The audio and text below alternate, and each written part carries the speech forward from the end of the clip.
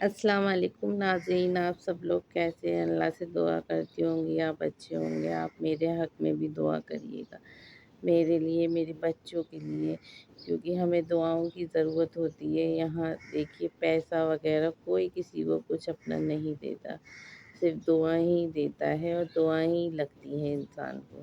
پتہ نہیں اللہ تعالیٰ نے کب کس کی دعا، کس کے حق میں اللہ تعالیٰ قبول عطا فرما لے۔ اس لیے آپ لوگ پلیز میرے لیے دعا کریے گا۔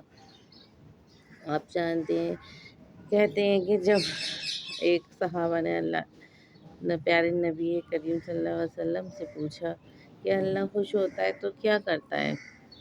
تو آپ نے جواب دیا، جب اللہ خوش ہوتا ہے تو کسی کے گھر ایک بیٹا پیدا کرتا ہے اور اس سے کہتا ہے کہ اپنے باپ کا بازو بن۔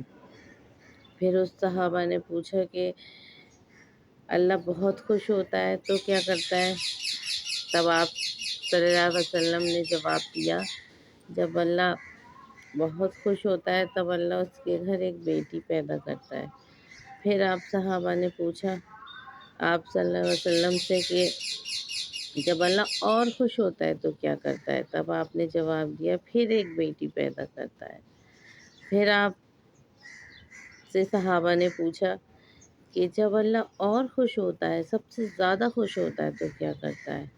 آپ صلی اللہ علیہ وسلم نے جواب دیا، جب اللہ بہت زیادہ خوش ہوتا ہے تب اللہ اس کے گھر اسے تیسری بیٹی عطا کرتا ہے۔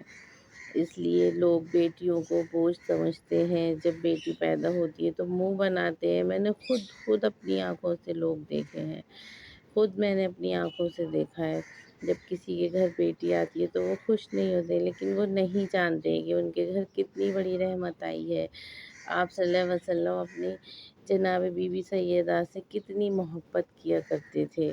آپ کو نہیں پتہ، جب جہالت کا زمانہ تھا سعودی عرب میں، وہاں بیٹیوں کو زندہ دفنا دیا جاتا تھا۔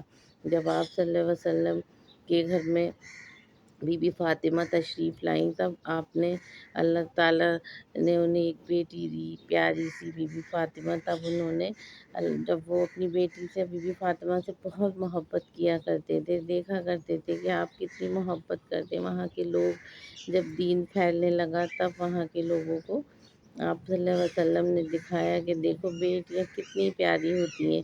جب آپ صلی اللہ علیہ وسلم کے گھر میں بی بی فاطمہ تشریف لایا کرتی تھیں تب آپ صلی اللہ علیہ وسلم اٹھ کر کھڑے ہو جاتے تھے اور ان کے ہاتھوں کا بوسہ لیتے تھے۔ تو اس لیے وہ آپ نے دکھایا کہ بیٹیوں کی کتنی عزت کرنا چاہیے، کتنی محبت ان سے کرنا چاہیے۔ تو یہ سب وہاں کے لوگوں نے جب دیکھا، جب لوگوں میں دین بڑھنے لگا تب وہاں پر یہ چیز ختم ہو گئی، جب بیٹیوں کو زندہ دفنا دیا جاتا ہے۔ بیٹیاں بہت اچھی ہوتی ہیں، وہ ماں باپ کے دل کو سمجھتی ہیں۔ وہ ماں باپ سے کتنی بھی دور چلی جائیں لیکن اپنے ماں باپ سے کبھی محبت کرنا نہیں چھوڑتی ہیں۔ وہ روتی ہیں، بلکتی ہیں ان کی یاد میں، لیکن انہیں بہت محبت کرتی ہیں اور ہر ان کے برے وقت میں ان کے ساتھ رہنا چاہتی ہیں۔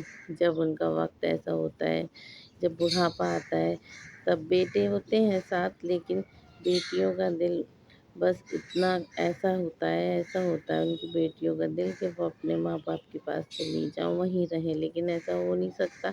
شادی کے بعد سسرال میں رہنا ہوتا ہے، لیکن وہ پھر بھی ہر پل اپنے ماں باپ کو یاد کرتی ہے۔ ماں باپ جیسی چیز تو دنیا میں کوئی ہو ہی نہیں سکتی۔ آمین ثم آمین۔